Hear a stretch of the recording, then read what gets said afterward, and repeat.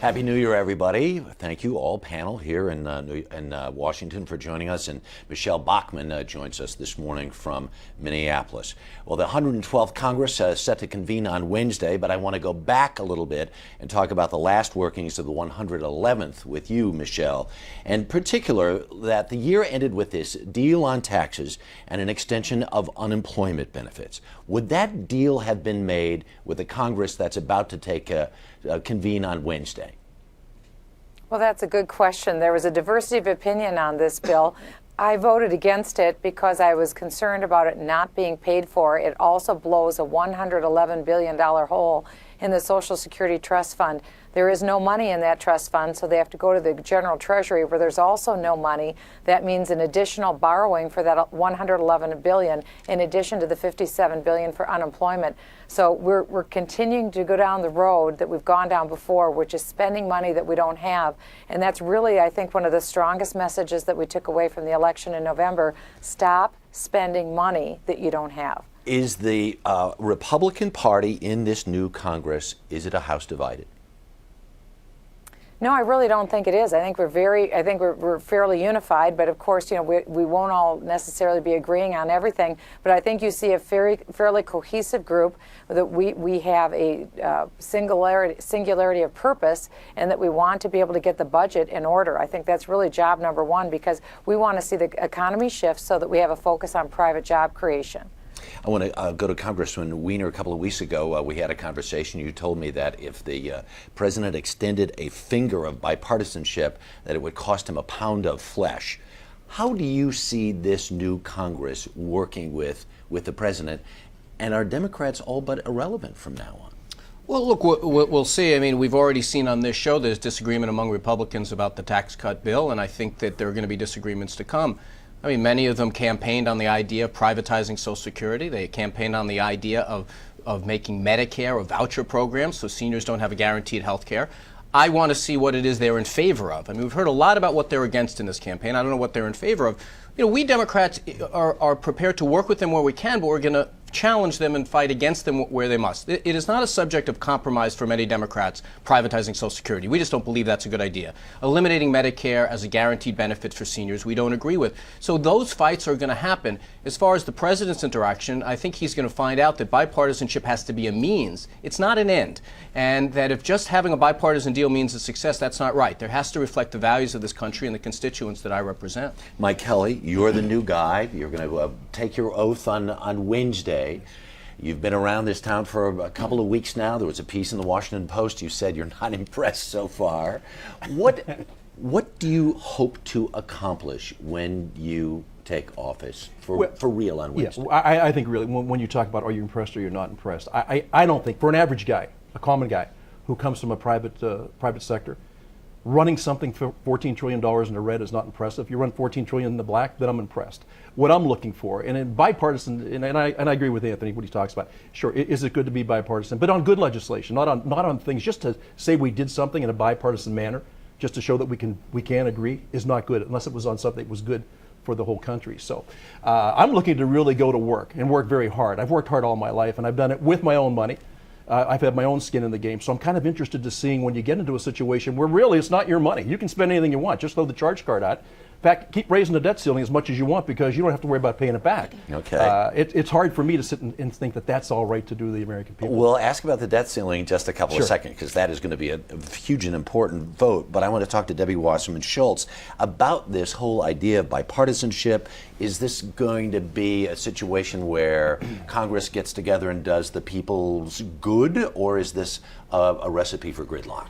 Well, that remains to be seen. I mean, what Democrats will do now that we're in the minority in the House but remain in the majority in the Senate and hold the White House is measure everything that the Republicans propose by whether it creates jobs, turns the economy around, and cuts the deficit. And what remains to be seen is whether members like Mike Kelly are going to be able to turn their essentially campaign rhetoric into some kind of reality, because with all due respect to his response, there isn't any there. I mean, we haven't heard any concrete proposals. Anthony's absolutely right. We've only heard a tax on what they don't like. Right. We've got to make sure that we continue the progress and the prosperity that we've been moving forward towards. I mean, the S&P finished the year up 86%. Right. The Dow up 16%. We've increased manufacturing exponentially. I mean, we're beginning to aggressively turn that economy around. Let's hope they don't squander that. So here's a question for everybody. The government is funded basically till about March or so. There will be a vote eventually on raising the debt ceiling. Will you vote to raise the debt ceiling? Well, I'm going to wait and see where the direction that the Republicans want to take our policy. Congressman Weiner. I voted against this tax cut bill because I thought it blew a hole in the budget. And I think the Republicans have come in saying that they're going to not raise the debt ceiling and they're going to allow the full faith and credit of the American people go down the tubes. It's their ship to run now. That's the responsibility. This is this is an adult game now, and the risks Let me go are to pretty Mike high. Kelly. Mike Kelly, this is going to be one of the big votes, and you Sure. risk having the government come to a standstill. Well, speaking as an adult who's always paid his own way, I do understand what happens, and raising the debt ceiling to me is absolutely irresponsible. We've been spending money for so long that we don't have, and keep saying, well, it's okay. We'll just raise taxes. We'll find it somewhere. Right. Tax revenue comes from people who are working, people who are profitable. It does not come from raising tax rates. Michele Bachmann? At this point, I am not in favor of raising the debt ceiling. As a matter of fact, I have a petition that I'm urging people to sign at michellepack.com to urge their member of Congress not to raise the debt ceiling, because Congress has had a big party the last 2 years. They couldn't spend enough money, and now they're standing back, folding their arms, saying, taunting us to figure out how are you going to go ahead and solve this big spending crisis. Well, So it was you're willing fun to when they risk had the seeing the credit card government and they were shut down. spending the So money. you're willing to- Well, it's worth the risk. It's not good for anyone to shut the government down. It's not good for anyone. That's why I think it's important for Democrats, who are so willing to spend money, to now be a part of trying to figure out how we can be responsible. So you want Hang on, to be in charge until you're actually in charge. Now you're not so eager for the responsibility. One of the first things. we weren't one for of the the first spending. things. Excuse me. One of the first things that we're going to do is vote to pass the Republican proposed rules package. And in talking about the debt ceiling, their proposed rules, and Mike, you talked about in your campaign the importance of one vote.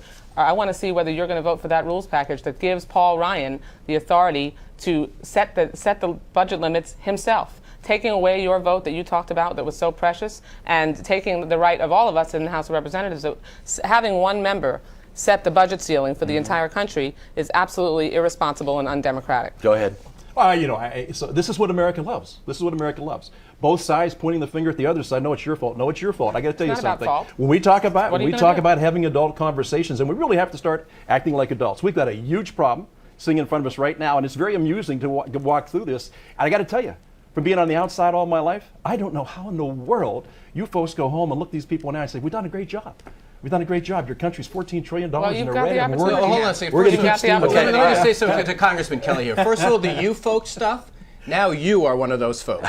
And it is your job in the majority party to govern. Yes. And the first thing the Republicans did when they took back the House the last time is they drove the government to a shutdown. And I guess from what I've heard Michelle say and you say, that's what's going to happen that's where again. we're headed. But all the you stuff, That's that not has at to all, end Anthony. today. You Okay. got it Okay. exactly wrong. Hey, Michelle, you got let it exactly wrong. That is not what we're looking to do, and you're stating it falsely. We are not looking to shut the government down. No Well, one that's the benefits. direction But at that the we same head. time, we're not looking at wanting to continually raise the debt ceiling. Okay, well, that's it's- something that the at Democrats that point it want to becomes do. it comes one or the other. I Michelle, don't know let what me- you call it, Michelle, but Can't that's have it shutting both. down the government. Michelle, let me ask you this, because one of the things the Tea Party has talked about is dismantling health care, and we're wondering if, in the end of the day, that ends up being a fool's errand, because no matter how many votes you amass in the House, and even if you could get the votes in the Senate, it will face a certain veto. Is it worth the effort to try to do it? Of course it is, because Obamacare will bankrupt the country. And so you've seen that the more that people learn about Obamacare, the less they like it. It's very costly. It's unwieldy. So we will put forth a clean repeal bill of Obamacare, and you'll continue to see us make that fight, because that's what the American people want us to do. They want the real problem in healthcare is the cost drivers. Obamacare is actually raising the cost drivers. We want to adopt a free market approach to healthcare, and you'll see us put those free market solutions forward. Even Democrats realize that the deficit is almost it's out of control. It's beyond reach. It's this weight that is hanging. Even Democrats. The deficit was, let's remember, the deficit was exploded by Republicans.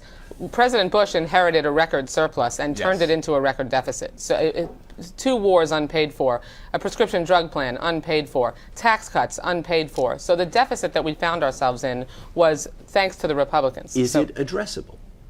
Well, look, Harry, if I could just add, there is no equivalency. Go ahead. Look, I think that it has to be, and I think that there is a lot of room for bipartisan work. I mean, Time Magazine, without much sweat, came up with $100 billion of corporate welfare that they identified. I think we can find cuts. I've been working with Jason Chaffetz of Utah. We've found some cuts that we think, but there's no doubt about it, though. Some of the big things are philosophical questions. The Republicans have philosophically said they don't believe in the guaranteed Social Security benefit. They don't believe in a guaranteed Medicare benefit. We know that because, Harry, Anthony continues to make these statements. Michelle, you voted for that in the Republican alternative last year. I'm sorry. It's very important to remember. Have you met the young guns, Michelle? All right, hang on one second. That's Paul Ryan's proposal. Finish your thought, Michelle. Harry, since President Obama came into office, we've had over $3 trillion in deficit. We're looking at another $1 trillion in deficit. Let's try to just get our arms around that reality. Right. This If we is can go back massive. to healthcare reform. Hang on one second. Just the other part of that, there was an economic cataclysm. We're now up to $14 trillion. And by the way, you all just can't decided to continue to go give down that everybody a road. tax cut for the next 2 years. Harry, can we go back to healthcare reform for 1 second? Because that's one of the first things that we're going to do this week. How is this going to get paid for? Well, oh, by the way, Which? If this deficit continues, and the government can the government. Oh, well apparently my Republican friends believe the tax cuts for millionaires and billionaires, somehow the bill fairy pays for that. I don't understand how that's supposed to work. Can we go back to healthcare reform for 1 second? Because Saturday, the healthcare reform piece that was implemented was we cut prescription drug bills for senior citizens by 50%. We've already made sure that young adults until they're 26 can be on their parents' insurance.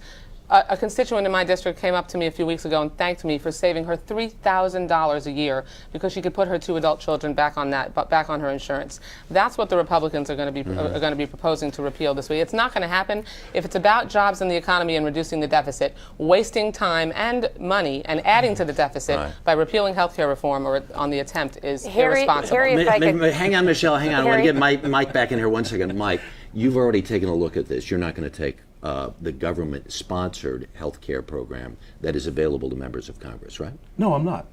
I've always paid for my own health care. I mean, I come from the private sector. Okay, I've been in my whole life. I've been responsible for everything that I do, and I think we have these conversations. And I think this absolutely goes back to the Middle Ages. We're worrying about how many angels we can fit in the head of a pin.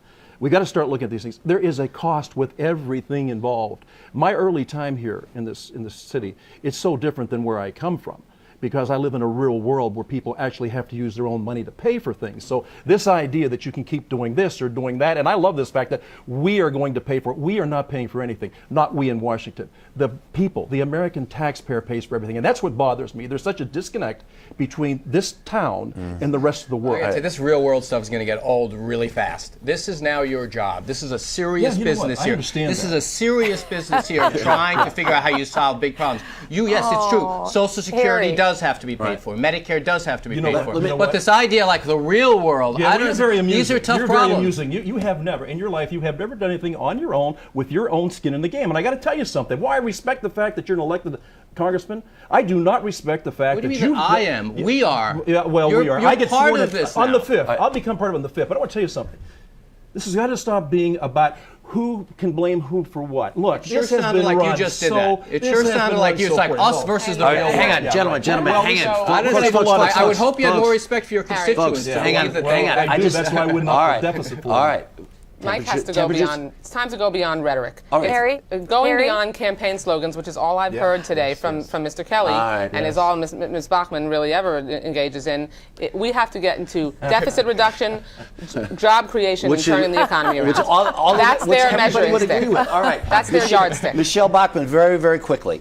Do you see Harry. anything that you have in common with your friends from the other side of the aisle? I would say if they want to engage in deficit reduction, that's exactly what we want to engage in, is deficit reduction. But it's so interesting, Harry. For 2 years, these were big, wild party down spenders, and now they're interested in deficit reduction. That's what we'll do, because I'm similar to Mike Kelly. My husband and I also started our own business. We also live in the real world. The real world is where America lives. It's not the bubble in Washington, D.C., where they engage in fantasy. Okay. Hang on, and what you'll see happen is I will give emphasis on Congresswoman personal Wasserman Schultz the responsibility. last word. Thank Go you. ahead, very quickly. We went from bleeding 750,000 jobs a month before President Obama took office to last year adding over 1 million more jobs created in last year than the entire Bush presidency alone. We need to continue that progress. We need to hold the Republicans' feet to the fire, and we will. And if the last 15 minutes were any indication, it will be a very Happy New interesting. Year. Happy New Year. Thank you all very, very Look much. forward to working with you. Oh, that's what we want to see. All right. Thank you all very much.